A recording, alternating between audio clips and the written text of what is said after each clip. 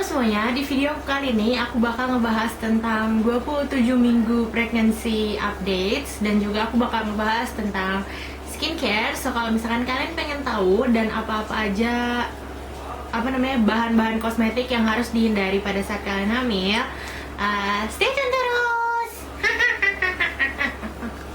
Hal yang pertama, dari seminggu kemarin yang 26 minggu sampai sekarang itu aku lagi ngalamin beruntusan di jidat. Cuman aku nggak ngerti itu karena emang hormonal atau karena aku salah pakai kosmetik.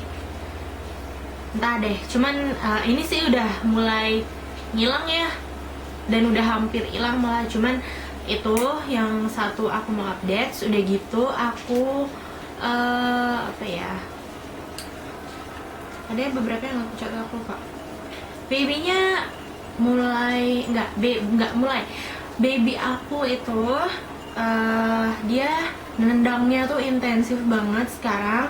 Udah gitu kalau malam juga sering banget picking. Itu tuh sebenarnya mulai dia nendang-nendang tuh udah mulai dari 20 minggu awal, cuman sekarang dia lebih intens. Dan perut aku suka rada mencong ke kiri, soalnya dia kalau nendang selalu di perut yang kiri. Nah udah gitu mulai ngerti kondisi badan. Mungkin aku telat ya, karena kan aku udah 27 minggu. Cuman aku udah mulai ngerti kalau misalkan si Dede tuh pengennya aku kayak gini, terus si Dede tuh pengennya kayak aku kayak gitu. Aku bahkan ngerti kalau misalkan dia ngajakin aku mandi, karena aku aku mas mandi, haha. Terus dia kayak nggak tahu gini ya, buat aku hubungan aku sama anak aku ini deket banget. Even dia masih bayi dan masih dalam perut aku kayak udah bisa komunikasi gitu sama dia. Aku tuh udah kayak tahu dia tuh mau apa gitu. Jadi entah kenapa koneksi antara ibu sama anak tuh sebenarnya erat banget. Aku ngerasa aku talking sama dia secara batin. Misalkan dia pengen, misalnya aku tanya nih ya, Dede mau makan apa, terus entah ini hanya mindset aku, entah hanya pikiran aku, tapi dia kayak udah bisa ngejawab gitu sih. Aneh nggak sih tuh? Kayaknya sih kalau makan kayak inginan ibunya ya. Cuman masalah ngidam, aku lagi ngidam popcorn, dan aku tadi udah SMS suami aku supaya bawa popcorn ya pulangnya. Terus aku lagi suka banget sama beng-beng. Aku ngabisin 9.000 per hari buat beli 6 beng-beng, dan setiap harinya aku bisa makan 5-4 beng-beng gitu loh. Udah gitu perut aku sekarang tuh lagi agak sakit ya. Udah gitu tuh feeling tight banget. Kalau misalkan kalian pengen lihat, aduh malu deh aku tuh kalau filming gak suka pakai celana yang aneh, tau nggak? Hanya baju aku yang bagus. Nih, kalian bisa lihat nggak? Nih deh, aku kasih tuh. Ini aku pakai celana buat hamil. Tuh kan jelek banget celananya. Jadi kalau buat perut ini tuh lagi kenceng banget, super duper kenceng. Dan aku ngerasa suka nggak enak gitu. Mata aku tuh panjang banget ya guys. Aku bisa ngeliat itu bayangannya di sini. Oke, sebelum kita pindah ke skincare, ini tips aja dari aku buat kalian para calon mami. Sebaiknya mulai trimester kedua atau mulai masuk trimester kedua, atau setelah kalian mau dari awal juga, itu lebih baik kalian lebih banyak ajak ngomong si Dede. Karena menurut aku dia tuh suka banget kalau misalkan lagi diajak ngobrol. Dia bahkan kalau misalkan aku ajak ngobrol dia kayak dia lagi apa di dalam bla bla bla bla gitu, dia kadang-kadang suka ngerespon gitu, suka tuing tuing tuing tuing tuing, dia suka nendang gitu. Pokoknya lucu banget deh. Being pregnant itu bener-bener menyenangkan banget buat aku sendiri. Dengerin dia lagu-lagu kayak lagu-lagu opera atau lagu-lagu klasik gitu, supaya perkembangan otaknya juga lebih bagus. Karena aku suka lagu metal, jadi kadang-kadang aku suka dengerin lagu metal. Sekarang kita pindah ke skincare. Ini hal yang paling kalian harus tahu dulu sebelum kita ngomongin skincare. Ibu hamil itu sangat harus hati-hati banget dalam memilih kosmetiknya. Ada beberapa kandungan yang membahayakan, yang dapat, kayak gue nggak bakat banget sih ngomong secara gimana gitu, yang dapat membahayakan si janin kalian itu sendiri. Jadi kalian nggak mau ada bahan-bahan ini di kandungan kosmetik, di mana-mana deh, pokoknya kalian nggak pengen ada ya. Nah, ini satu, retinoid, salicylic acid.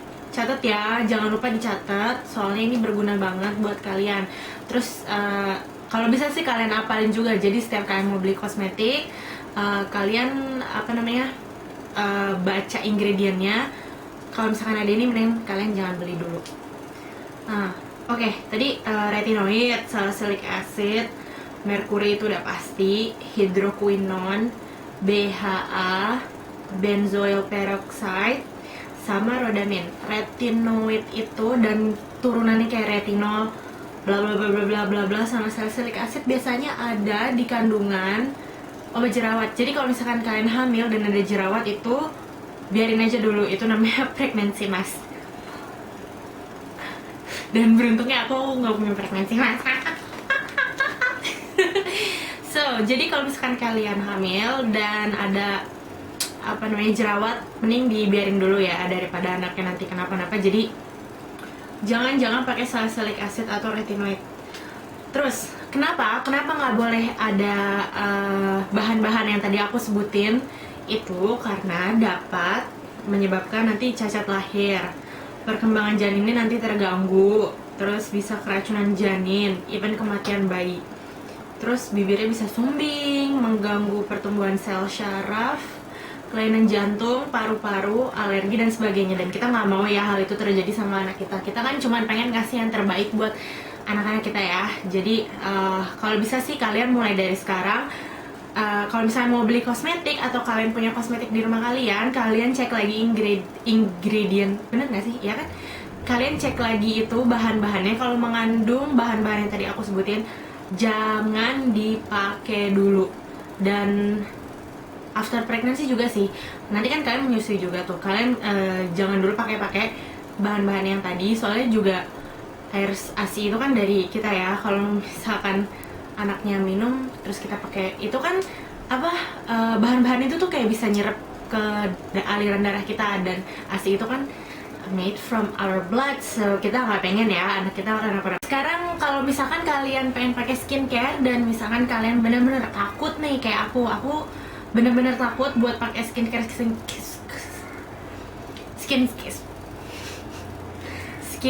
yang dari luar. Jadi aku bikin sendiri dari rumah aku bikin sendiri homemade, aku masker homemade, scrub homemade, apa segala macam, aku semuanya bikin sendiri di rumah.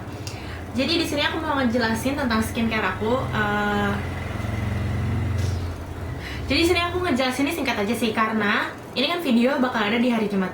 Hari Selasa nanti aku bakal kasih in-depth ke kalian gimana skincare rutin aku selama pregnancy. Jadi kalau misalkan kalian pengen tahu, kalian tunggu di hari Selasa ya.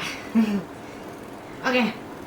Jadi penjelasan skincare aku itu benar-benar dikit, dan karena aku emang ngejaga si dede, jadi aku benar-benar hati-hati banget dalam memilih skincare.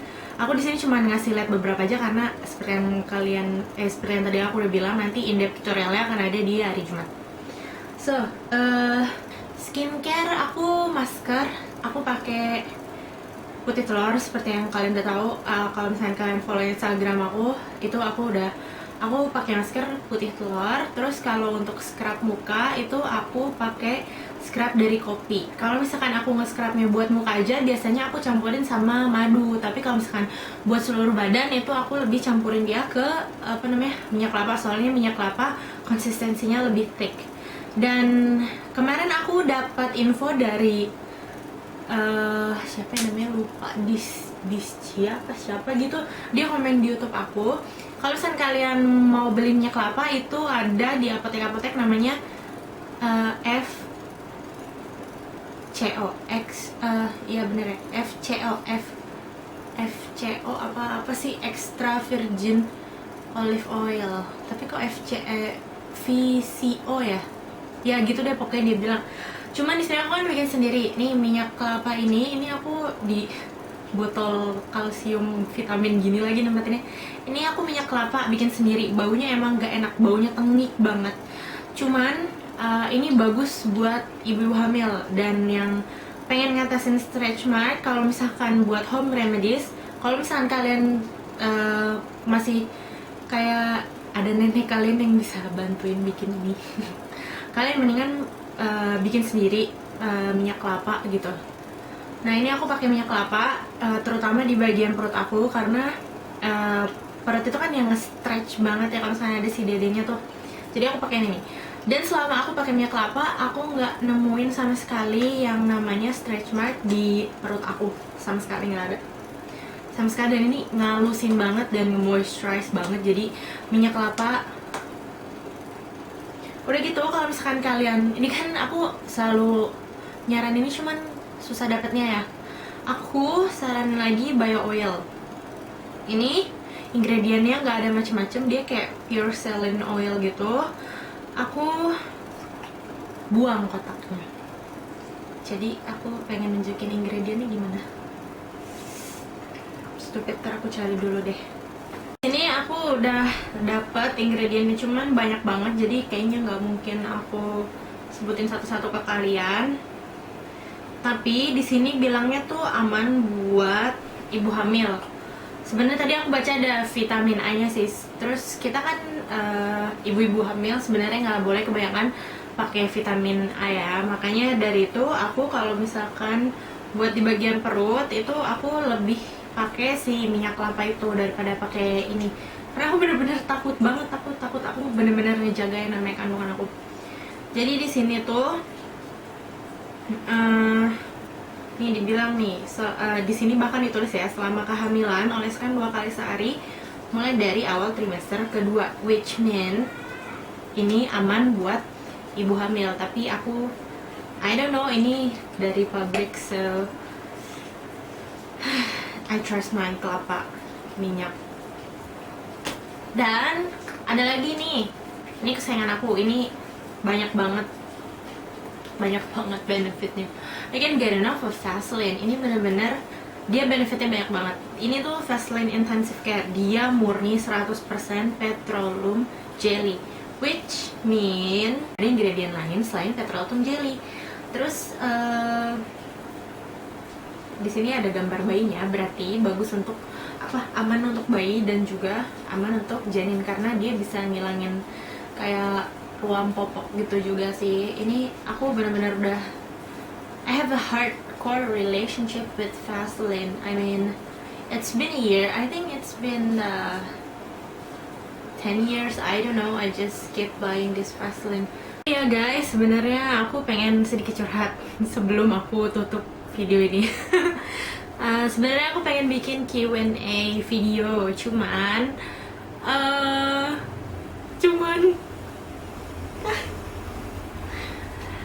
aku takut kalau misalkan kalian gak ada yang nanya. Jadi gimana menurut kalian kalau misalkan aku bikin Q&A video? I mean, gue tuh siapa gue buat bikin Q&A video? Dikenal juga enggak, emang gue artis.